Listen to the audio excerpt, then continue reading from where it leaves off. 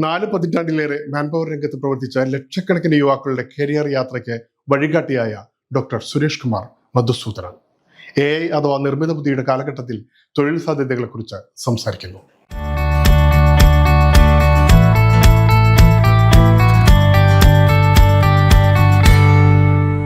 നാല് പതിറ്റാണ്ടുകൾ പിന്നിട്ട് മുന്നേറുന്ന സീഗൾ ഇന്റർനാഷണലിന്റെ വളർച്ച അർപ്പണബോധത്തിന്റെയും ആത്മാർത്ഥ സേവനത്തിന്റെയും വിജയഗാഥയാണെന്ന് ഡോക്ടർ സുരേഷ് കുമാർ മധുസൂദനൻ പറയും. സീഗളിന്റെ ഒരു തുടക്കം 1985 എൻ്റെ പിതാവ് ശ്രീ K മധുസൂദനാണ് സീഗൾ ഒരു ചെറിയൊരു സ്ഥാപനമായിട്ട് ഇന്ന് നമ്മളിരിക്കുന്ന ഈ ഒരു ക്യാബിൻ്റെ 4 മാത്രമുള്ള ഒരു സ്ഥലത്താണ് ആദ്യമായിട്ട് ഈ സീഗൾ തുടങ്ങുന്നത് തന്നെ. അത് കഴിഞ്ഞ 40 വർഷമായിട്ട് ഒരു 50 സ്ക്വയർ ഫീറ്റിൽ താഴെയുള്ള ഒരു ഓഫീസിൽ നിന്ന് ഇപ്പോൾ ഒരു 5000 സ്ക്വയർ ഫീറ്റുള്ള ബോംബെയിലെ ഒരു ഓഫീസിലേക്കുള്ള മാറ്റം അത് വളരെയേറെ ഒരുപാട് പ്രതിസന്ധികൾ തരണം ചെയ്തിട്ടുള്ളതാണ് ഇവിടെ വരെ എത്തിയിരിക്കുന്നത്. ഇന്ന് നമുക്ക് സീഗളിന് 18 ബ്രാഞ്ചുകളുണ്ട്, 12 രാജ്യങ്ങളായിട്ട്. ഇപ്പോൾ നമ്മുടെ കൊച്ചിയിൽ, ഇന്ത്യയിൽ തന്നെ എല്ലാ മെട്രോ സിറ്റിയിലുണ്ട്.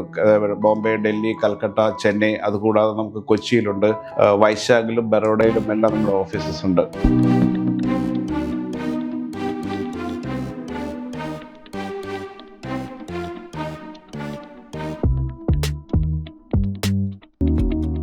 ഇത് ശരിക്കും നമ്മൾ കഴിഞ്ഞ 40 വർഷമായിട്ട് കണക്കുകളനുസരിച്ച് 3 ലക്ഷത്തിൽ പരം ആൾക്കാർക്ക് ജോലി കൊടുത്തിട്ടുണ്ടായിരിക്കും എന്നാണ് നമ്മൾ കണക്കാക്കുന്നത്. കാര്യം ഏകദേശം നമ്മളൊരു 15,000 തൊട്ട് 20,000 ആൾക്കാർക്ക് ഒരു വർഷം നമ്മൾ ഗൾഫിലേക്ക് മാത്രം ജോലി പ്രദാനം ചെയ്യുന്നുണ്ട്.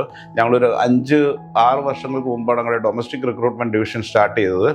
അത് ഏകദേശം നമ്മളൊരു 1000-2000 ആൾക്കാരുടെ ജോലികൾ ഇപ്പം നമ്മൾ കൊടുക്കുന്നുണ്ട്. അതിലേറ്റവും പ്രധാനമായിട്ട് നമുക്ക് കിട്ടിയ അച്ചീവ്മെൻ്റ് എന്ന് പറഞ്ഞു കഴിഞ്ഞാൽ വിഴിഞ്ഞം പോർട്ടിൻ്റെ കമ്മീഷനിങ് വേണ്ടിയിട്ടുള്ള ഒരു 70% ആൾക്കാരെയും സീനിയർ ലെവലിലുള്ള പ്രൊവൈഡ് ചെയ്യാൻ നമ്മുടെ കമ്പനിക്ക് സാധിച്ചു എന്നുള്ളതാണ്. രാജ്യം ഇന്ന് നേരിടുന്ന ഏറ്റവും വലിയ വെല്ലുവിളികളിലൊന്നാണ് തൊഴിലില്ലായ്മ. എന്നാൽ മാനവ വിഭവശേഷി മേഖലയിലെ പുതിയ സാധ്യതകളും യുവതലമുറയുടെ കഴിവുകളും വലിയ പ്രതീക്ഷകളാണ് നൽകുന്നതെന്ന് സുരേഷ് കുമാർ ചൂണ്ടിക്കാട്ടുന്നു. ഇന്ന് ഇന്ത്യ നേരിടുന്ന ഏറ്റവും വലിയ പ്രശ്നം എന്ന് പറഞ്ഞു കഴിഞ്ഞാൽ തൊഴിലില്ലായ്മയാണ്.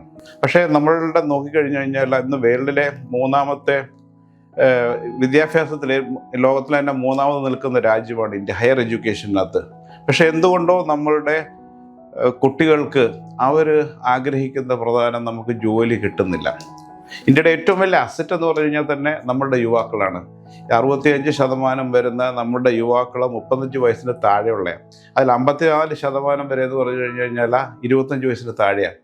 ലോകത്തിലെ ഏറ്റവും യങ്ങസ്റ്റ് ആയിട്ടുള്ള യുവജനങ്ങളാണ് ഇന്ന് ഇന്ത്യയിലുള്ളത്. ഇപ്പോൾ നമ്മൾ നോക്കിക്കഴിഞ്ഞു കഴിഞ്ഞാൽ ഇന്ത്യയുടെ ആവറേജ് ഏജ് ഒരു 29.8 ജപ്പാൻ്റെ ഒക്കെ ആണെങ്കിൽ 48.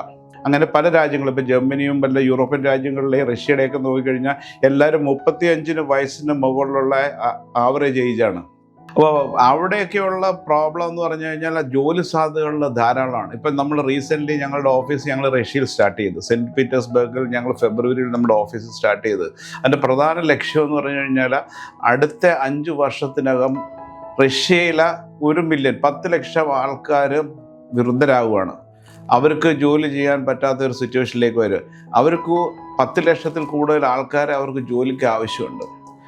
നോർമലി അവരെടുത്തുകൊണ്ടിരുന്ന അവരുടെ അഡ്ജോയിനിങ് കൺട്രീസ് ആയിരുന്ന കസക്കിസ്ഥാൻ, ദഗിസ്ഥാൻ അങ്ങനെയുള്ള സ്ഥലങ്ങളിലൊക്കെ ആയിരുന്നു. പക്ഷേ എന്തൊക്കെ ജിയോ പൊളിറ്റിക്കൽ കാര്യങ്ങളൊക്കെ കാരണം അവരിപ്പം ഇന്ത്യയിലേക്കും നേപ്പാൾ, ശ്രീലങ്ക ഇങ്ങനെയുള്ള രാജ്യങ്ങളിലേക്കും ബംഗ്ലാദേശ്, ഫിലിപ്പൈൻസിലൊക്കെയുള്ള രാജ്യങ്ങളിലേക്കൊക്കെയുള്ള റിക്രൂട്ട്മെൻറ്റ്സാണ് ഇപ്പോൾ അവർ കൂടുതൽ നോക്കുന്നത്.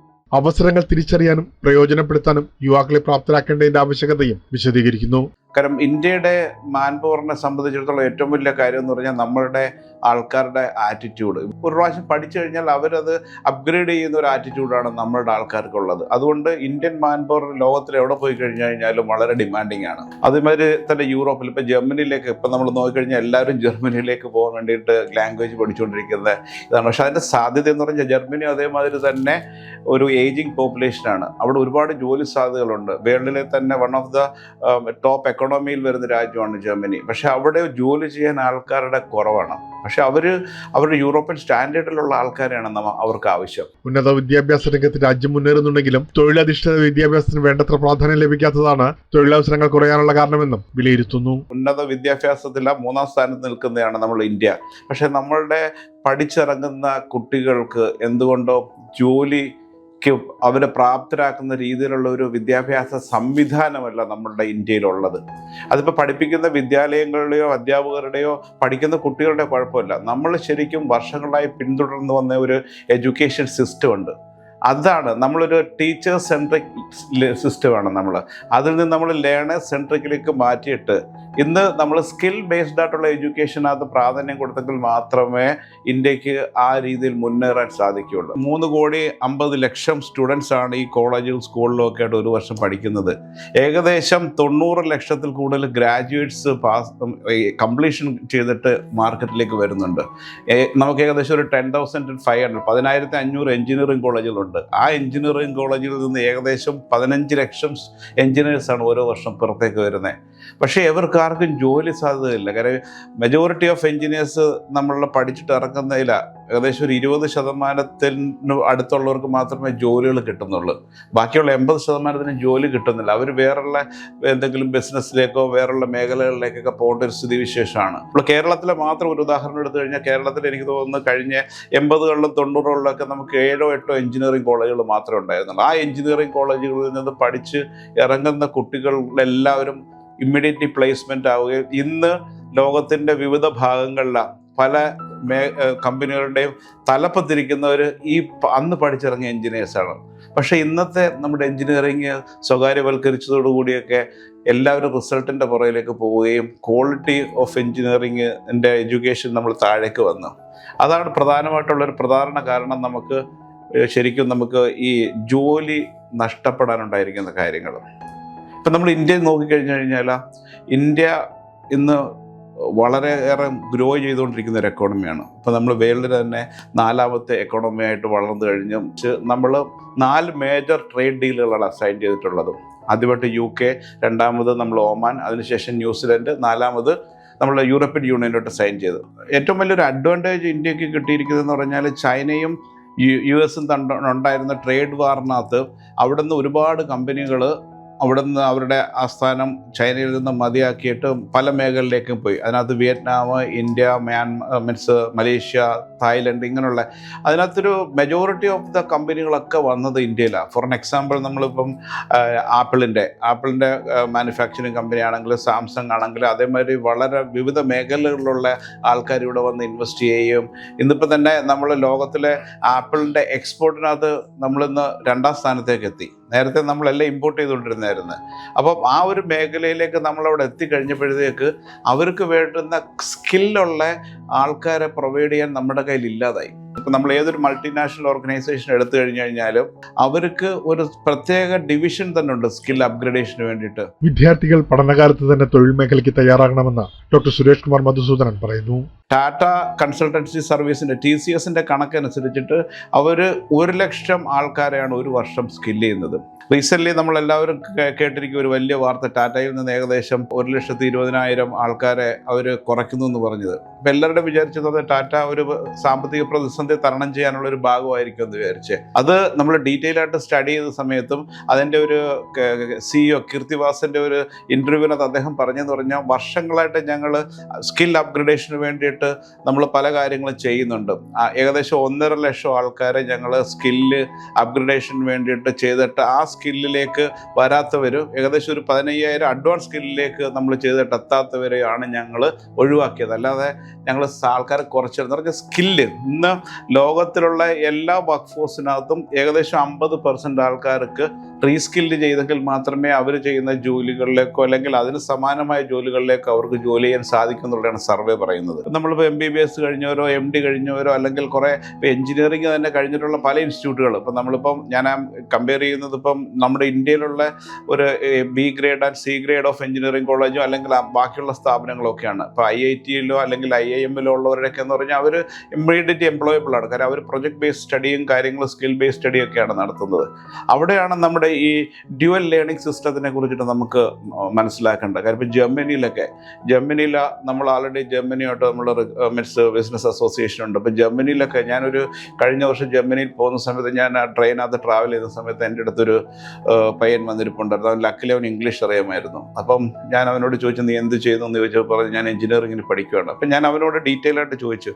അവൻ ആഴ്ചയിൽ ഒരു ദിവസം മാത്രമേ എഞ്ചിനീയറിംഗ് കോളേജിൽ പോകത്തുള്ളൂ. 4 ദിവസം അവൻ ഏതെങ്കിലും ഇൻഡസ്ട്രിയിൽ അവൻ ഇൻറ്റേൺഷിപ്പാണ് ചെയ്യുന്നത്. കാര്യം അവൻ പഠിക്കുന്ന കാര്യങ്ങൾ എക്സ്പീരിയൻസ് ചെയ്യുകയാണ് ഇൻഡസ്ട്രിയിൽ പോയിട്ട് 4 ദിവസം. അപ്പോൾ പിന്നെ അവന് പ്രാക്ടിക്കൽ എക്സ്പീരിയൻസ്, അവൻ ആ എഞ്ചിനീയറിംഗ് കഴിഞ്ഞ് ഇറങ്ങുമ്പോൾ തന്നെ അവന് ജോലിക്ക് പോകാം. മാൻപവർ മേഖലയിൽ ഏറ്റവും വലിയ വെല്ലുവിളി വിശ്വാസ്യത നിലനിർത്തുക എന്നത് തന്നെയാണ്. കാലാനുസൃതമായ മാറ്റങ്ങൾ ഉൾക്കൊള്ളാനും സംവിധാനത്തിന് കഴിയണം. ഡിജിറ്റൽ ടെക്നോളജി വന്നതോടുകൂടിയൊക്കെ അതിനെയൊക്കെ വളരെ കാര്യമായിട്ട് തരണം ചെയ്യാൻ ഗവൺമെൻറ്റിനും അതേമാതിരിയുള്ള സ്ഥാപനങ്ങൾക്കൊക്കെ സാധിച്ചിട്ടുണ്ട്. ഞങ്ങളതിനിപ്പോൾ ഒരു സ്കില്ലിംഗ് ഇൻസ്റ്റിറ്റ്യൂട്ട് കൊച്ചിയിൽ സ്റ്റാർട്ട് ചെയ്തിട്ടുണ്ട്. സിമാറ്റ് എന്നാണ്, seagull institute of management and technology. അത് ഇന്ത്യയിലെ തന്നെ ആദ്യത്തെ 3D എഡ്യൂക്കേഷൻ സ്കില്ലിംഗ് തിയേറ്ററാണ്. പ്രധാനമായിട്ടും ഇത് ചെയ്തെന്ന് പറഞ്ഞപ്പോൾ ഓയിൽ ആൻഡ് ഗ്യാസ് സെക്ടറിലൊക്കെയാണ് നമ്മുടെ കൂടുതൽ റിക്രൂട്ട്മെൻറ്റ്സ് നടക്കുന്നത്. ഇപ്പോൾ ഒരു ഓയിൽ ആൻഡ് ഗ്യാസ് സെക്ടറിൽ പോയിട്ട് അവർക്ക് ട്രെയിനിങ് എടുക്കുക എന്ന് പറഞ്ഞാൽ സാധിക്കുന്ന കാര്യമേ അല്ല. കാര്യം അത്രയ്ക്ക് സേഫ്റ്റിയും സെക്യൂരിറ്റി റീസൺസും ഒക്കെ ഉണ്ട്. പക്ഷേ ഒരു ഓയിൽ ആൻഡ് ഗ്യാസ് റിഫൈനറി അല്ലെങ്കിൽ ഒരു പ്ലാന്റ് എങ്ങനെയാണ് വർക്ക് ചെയ്യുന്നത് എന്നുള്ളൊരു 3D കൂടെ നമ്മൾ അവരെ കാണിക്കുന്ന സമയത്ത് അവരവിടെ വർക്ക് ചെയ്യാൻ അവർ സെലക്ഷൻ ആയി കഴിഞ്ഞാൽ അവിടെ ചെന്ന് കഴിഞ്ഞാൽ അവർക്കുണ്ടാകുന്ന ഒരു കോൺഫിഡൻസ് എന്ന് പറഞ്ഞാൽ ഭയങ്കര ഹൈ ആണ്. പിന്നെ എല്ലാവരും ഇപ്പോൾ ചോദിക്കുന്നത് ഒരുപാട് ജോലികൾ നഷ്ടപ്പെടുത്തുന്നുള്ള കാര്യം ടെക്നോളജി എപ്പോഴും നല്ലതാണ്. കാര്യം ഹ്യൂമൻ ഇൻ്റലിജൻസും ആർട്ടിഫിഷ്യൽ ഇൻ്റലിജൻസിനെ നമുക്ക് കമ്പയർ ചെയ്യുകയാണെങ്കിൽ ഒരുപാട് ആർട്ടിഫിഷ്യൽ ഇൻ്റലിജൻസിനെ സംബന്ധിച്ചിടത്തോളം നമുക്ക് ഒരുപാട് കാര്യങ്ങൾ, നമുക്ക് അതിൻ്റെ ടൈം മാനേജ്മെൻറ്റ്, ആക്യുറസി, പ്രഷർ ഇല്ലാതെ വർക്ക് ചെയ്യുന്ന അങ്ങനെ ഒരുപാട് കാര്യങ്ങൾക്കകത്ത് AI is very good and lot of നമുക്ക് ടൈം സേവ് ചെയ്യുന്ന കാര്യങ്ങളുണ്ട്. പക്ഷേ ഹ്യൂമൻ ഇൻ്റലിജൻസും അത്രത്തോളം തന്നെ ഇമ്പോർട്ടൻസ് ആണ്. തൊഴിൽ മേഖലയിൽ AI പോലുള്ള സാങ്കേതിക വിദ്യകളുടെ സ്വാധീനം വളരെ വലുതാണെന്നും സുരേഷ് കുമാർ ചൂണ്ടിക്കാട്ടി. മാൻപവർ മേഖലയെ അടുത്ത 5 വർഷത്തിനുള്ളിൽ AI മാറ്റിമറിക്കും. AI doesn't have any sort of a LQ.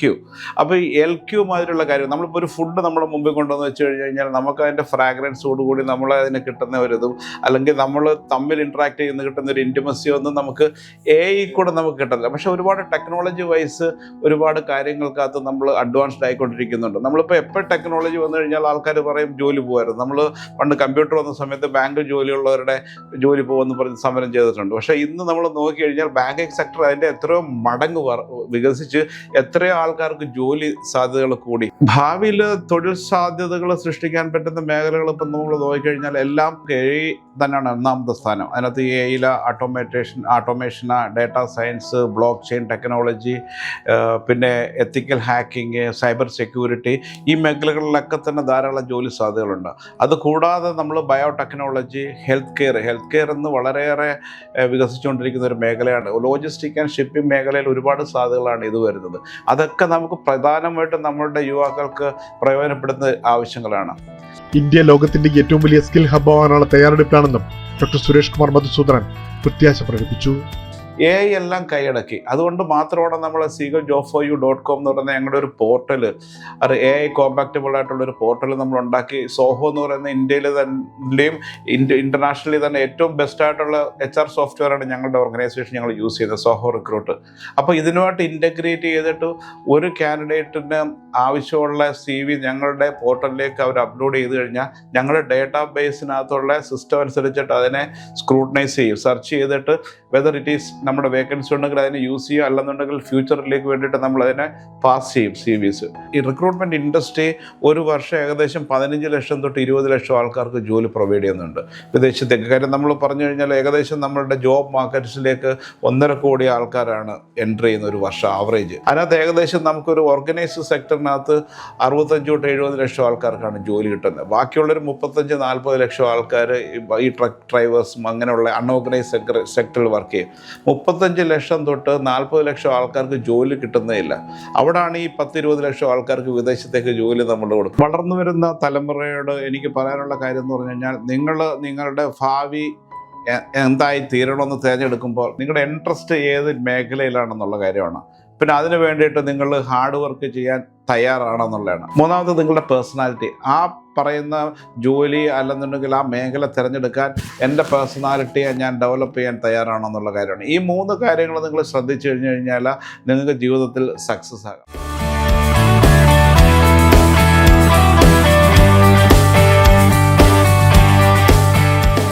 ഈ പരിപാടി നിങ്ങൾക്കായി സമർപ്പിച്ചത് Amritveni Hair Elixir for Women. Azure Builders, building beyond blue.